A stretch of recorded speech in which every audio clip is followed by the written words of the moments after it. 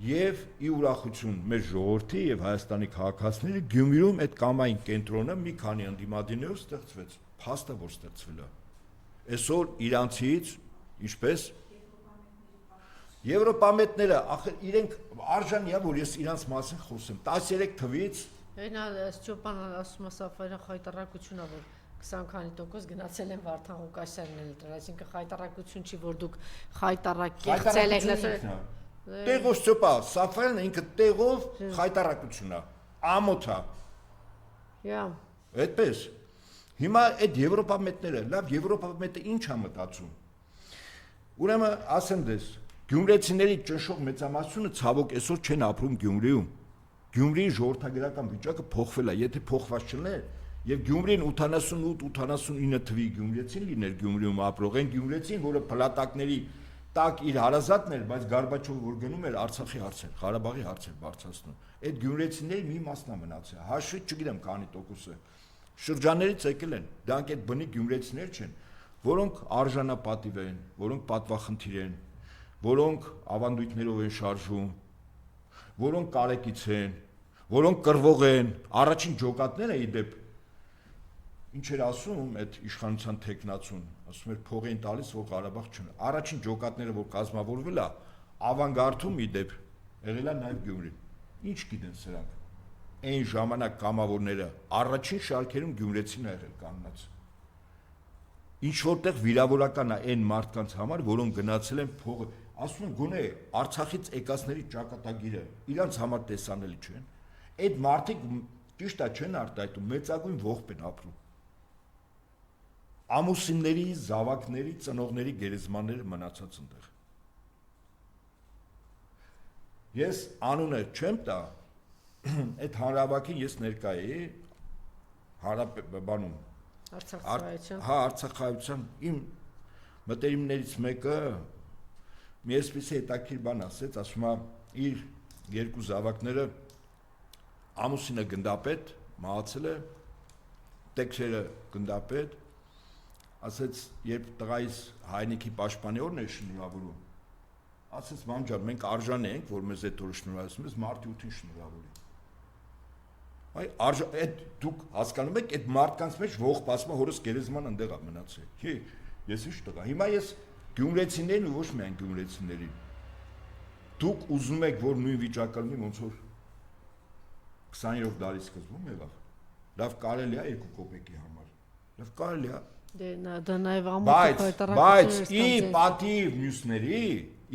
մյուսների եւ ի պատիվ էլ եմ ասում անդիմադիր դաշտի բացի այն մի անձը, որի վրա Արմենի արյունն է, այդ մտածել է այդ խելոքը էդի Մարսել գնացել է, երկարատև գնալու է, այդ ինքը թվում է այդպես է, քարերը հավաքելու ժամանակ գալիս է, եւ ասենք այս անձը, ասենք լավ, այդ որ վճարվում ես, գումարներ, քո բիզնեսն ես դնում եւ այլն, որ ինչ արժեքներ ես դավանում, ով ես, ինչ ես արես երկրի համար, դրանք արդեն անցած են եւ այսօր նորից եմ ասում անդիմադիրները ըստ արժանավույն այդքան կեղծիքների, ճնշումների աննախադեպ ես այսօր լսել եմ նաեւ Էդգար Ղազարյանի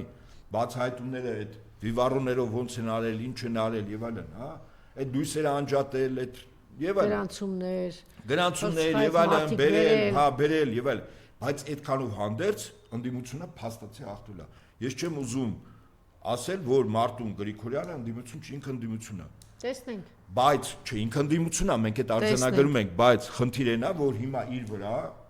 Փաշինյան Նիկոլայես առավել քան համոզված ասեմ, առավելագույն ճնշում է գործադրում, առավելագույն խոստումներ։ Բայց ինքը կանգնած, ինքը ասում է Վարդան Ղուկասյանը ձերբակալ են դրա համար, հիմա ինչ մտածենք, եթե այդ ճնշումների տակ ընկրկի ինքը։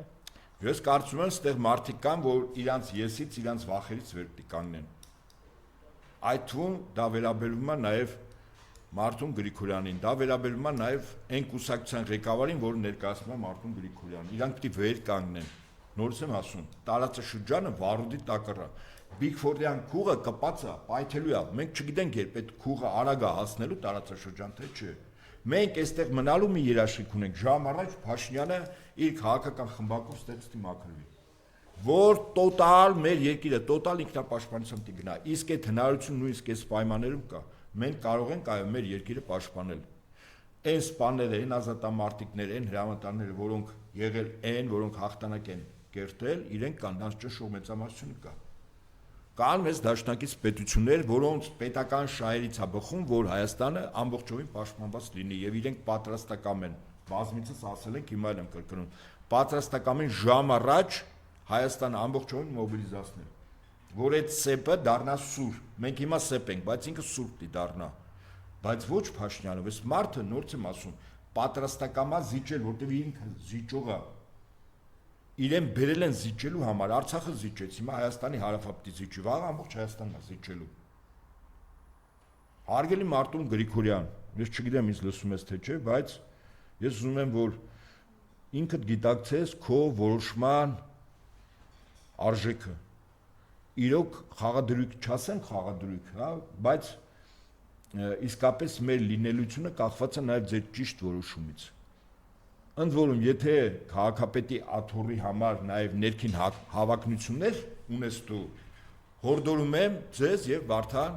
Ղուկասյանին այդ հավակնությունները են կողմի դրեք, որտեղ մեր երկրի Հայաստան աշխարհի մայրաքաղաք Երևանի բնակիչները սպասում են անհամբեր հայրաքաղաքի մի քանի հազար մեքենաներով մայրաքաղաք գալու եւ մեր ժողովրդի կողմից իրեն շնորհավորական ուղերձնել ուղղելու։ Մենք սպասում ենք շատ արագ այդ հարցերը լուծեք, որպեսզի մենք ձեզ դիմավորենք եւ մեր կեցվածքը դրսեւորենք նաեւ օրվա իշխանություն ներկայացող խիստ բառը չասեմ։ Շնորհակալություն ծառայացին եւ իր քաղաքական խմբակին։ Դուք չասեցիք, դա Ալիևն ասեց։ Հա, Ալիևն ասել։ Շնորհակալություն։ Բարի։